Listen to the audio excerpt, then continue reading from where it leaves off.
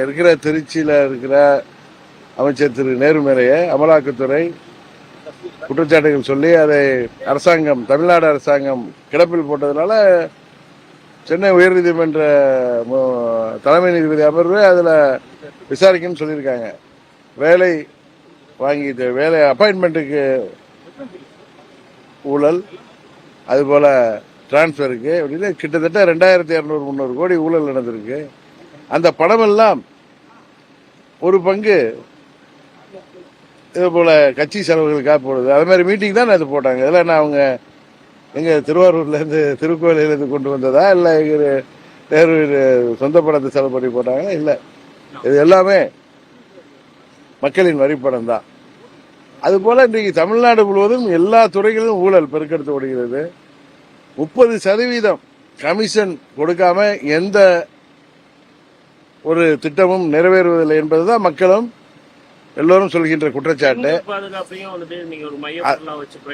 அதனால எல்லாமே எப்படி எல்லா நதிகளும் கடல்ல கலக்கிற மாதிரி எல்லா ஊழல் பணமும் ஒரு குடும்பத்திற்கு செல்கிறது என்று மாண்புமிகு பிரதமர் சொன்னார்கள். அதுபோல பச்சிளம் குழந்தையிலிருந்து 2 வயது குழந்தையில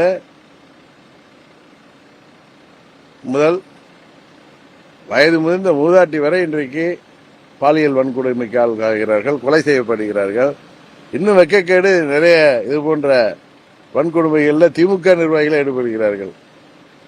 இங்க தரையில விட்டு வைக்காம விமானத்திலையும் பணிப்பெண்ணிடம் போய் முறைகேடாக நகர்ந்து அடி உதை வாங்கி கைது செய்யப்படுகிறார்கள். அவரும் திமுக நிர்வாகிகள் இருக்கிறார்கள்.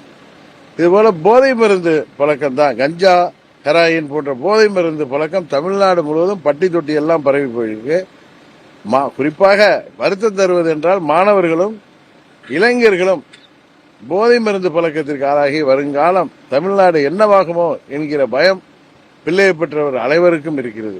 பிரைம் மினிஸ்டர் இன்னைக்கு பேசும்பொழுது ஒரு மிக முக்கியமான ஸ்டேட்மெண்ட் வந்து அஷூரன்ஸ் கொடுத்திருக்காரு.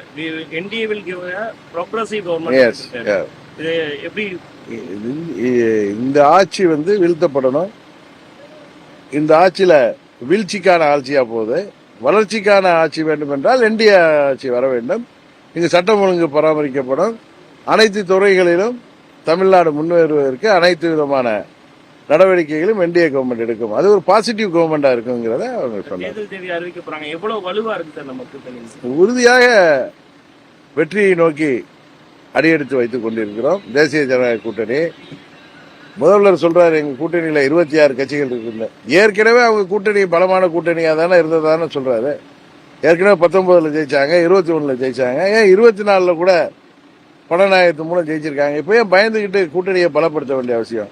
ரோட்ல போற வர்றவங்க எல்லாம் கூப்பிட்டு கூட்டணியில சேர்த்து, இன்னும் நான் பார்த்தேன் சோசியல் மீடியால தபால் போட வர்றவ, உணவு சப்ளை பண்ண வர்றவ, கேஸ் சிலிண்டர் கொடுக்க வர்றவன் எல்லாம் போட்டு அவனுக்கு ஒரு சீட்டு கொடுக்கிற அளவுக்கு கூட்டணியை பலப்படுத்திருக்காங்கன்னா பலப்படுத்துகிற காரணம் அவர்கள் பயத்தில் இருக்கிற காரணம் தான். இந்த கூட்டணியில வருவாரான்னு தெரியல, ஆனால் வந்தால் எப்படி இருக்கும்? பொதுவாக ஒரு கூட்டணியில புதிய கட்சிகள் வருவது தேர்தலுக்கு அது பயனுள்ளதாக இருக்கும் என்கிற அடிப்படையில தான் நான் சொல்றேனே தவிர திரு விஜய் அவர்கள் எங்கள் கூட்டணிக்கு வருகிறாரா இல்லையா என்பது எனக்கு தெரியாது.